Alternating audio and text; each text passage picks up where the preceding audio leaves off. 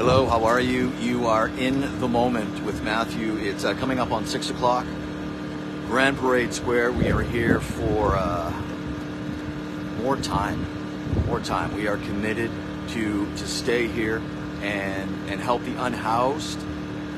This tent that we set up Saturday morning, well, it's still here. And it's been a pretty wild 24 hours. I'll just give you a quick step out here a bit. So you can see the tent there. I'm going to be going right back in there. So you can see the jackets here. Steve brought a bunch of jackets. So I'm going to turn the camera around and we're going to go talk to Steve Wilsack inside the tent here.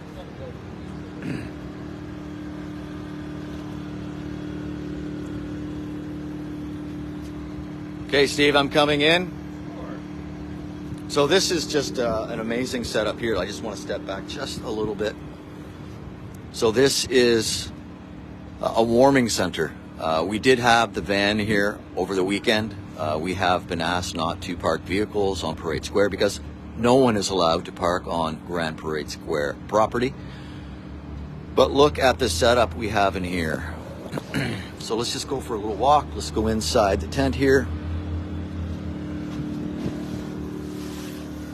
And here is my amazing partner in all this, Steve Wilsack. Steve, thanks for, on a personal level, you are like no human I've ever met. And I can honestly say that your heart is bigger than what I have seen with my own eyes over the last few days. Has been images that I will never forget. So I personally thank you, and I know all the unhoused that we have interacted with, helped, cared for, hugged. We've shook their hands. We've gotten to know their names. We've gotten to know their stories. Just an incredible few days here, and we continue to stay here at Grand Parade Square. I just want to give people an idea of what's happening here in this comfort tent. Steve, you showed up here this afternoon. What has transpired in your life when you showed up here on a pretty frosty Monday, and I should say temperature going down to -9 tonight. So just your thoughts on the last few days and just bring us up to speed and what has happened here on this property today.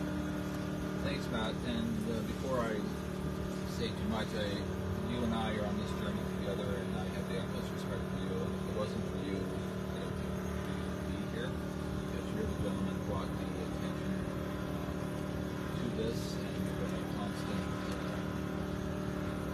person beating the drum about the unhoused.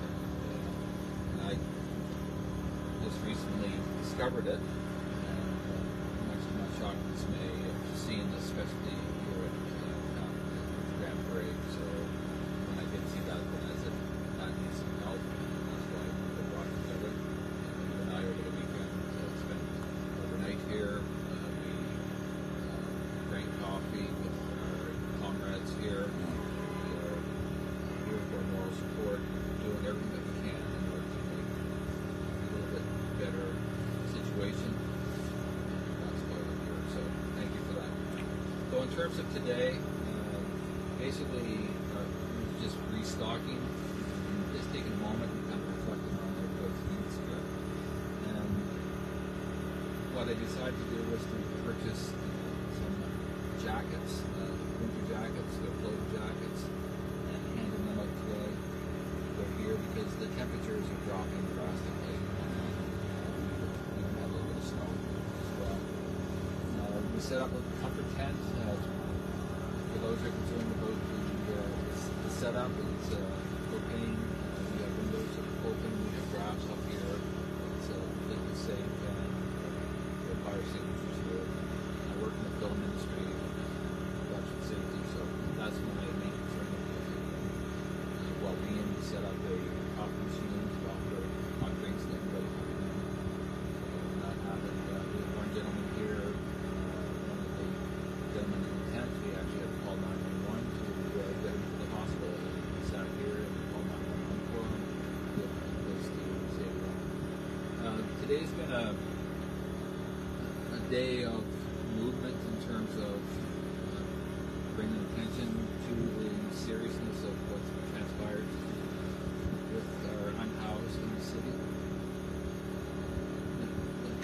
highlight of my day was having an opportunity to talk to the mayor directly, and Matt, you were with me, and we basically just went to the reception desk and asked to see if we could make an appointment with the mayor.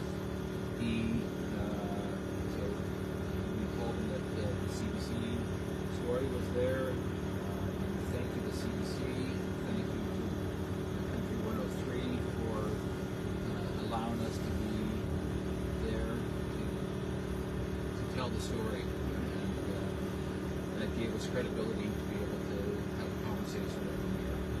So after about 15-20 minutes, they looked at the story, and I sat down with two senior officials from the mayor's office and the mayor himself, and we have common goals, and he has a kind heart, and he's extremely humane, and he's very aware of the situation here, and he wants to do whatever he can to help the situation here. He was particularly concerned about people's well-being, particularly in wintertime. There's not going to be any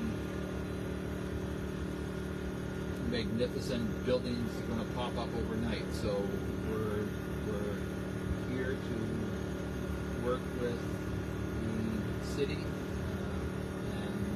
be a voice for those that are having a challenging time. We also had an opportunity to talk to Preston Mulligan from CBC, and he's down here. He was talking and asking me about there's possible rumors that the encampment here at Prairie Square may have to move, and again relayed the message that what the mayor was talking about, and we're literally working on it hour by hour, and that's why as well. So in the next few days, I'm staying here on site, sleeping here in the tent, providing comfort and making sure that we can at least play a role. We set up a generator for people to recharge their phones. We are offering some snacks, whatever we have available. If people have any food that they want to bring down, by all means, bring it down. We'll distribute it accordingly. We also had the Canadian press come down here. Nice. And they wanted to just get an update in terms of what's transpiring here. They're also wondering about the housing shortage and what's going to transpire as well. And again, just telling them what's transpiring. So that, in a nutshell, that's been the last 8 hours. And I'm sure that the night's going to unfold as it should. We're here. If you have any help, suggestions, ideas, by all means reach out to us. Matt and I are just a couple of guys just put our hands up to help. We've had friends that are planning to come up this week to volunteer or bring up some supplies, whatever it is. Met an interesting couple the last 24 hours that they made reach out to a group of friends to, again, figure out how they can make a contribution. This is something that's not going to be solved by any one individual. It's going to take a group of concerned citizens. It's going to take the business community. It's going to take cooperation with the government. In a nutshell, we're all in this together. So we're one big village, and let's help solve our people that are in need. That's the latest. Okay. Heavy was saying that the volume was a little bit low. I'm hoping people are able to pick that up. Steve's a bit of a soft talker. But I think what we're going to do, eventually I'd like to get like a microphone so that we can do this. I don't want people watching this to not be able to hear what Steve is saying. I think that's probably just what it was, Heavy. You just might have to turn the volume up on your end. But what I will say, I'm glad that you pointed out that we have all different types of media coming here to get the story.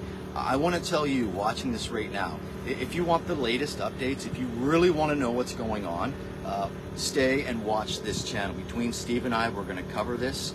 We're going to get into a routine where Steve is going to be here. Someone is always going to be here. It's not always going to be me. It's not always going to be Steve, but there will always be someone here as long as we're allowed. It's much better now because I'm speaking a bit more loudly than Steve was.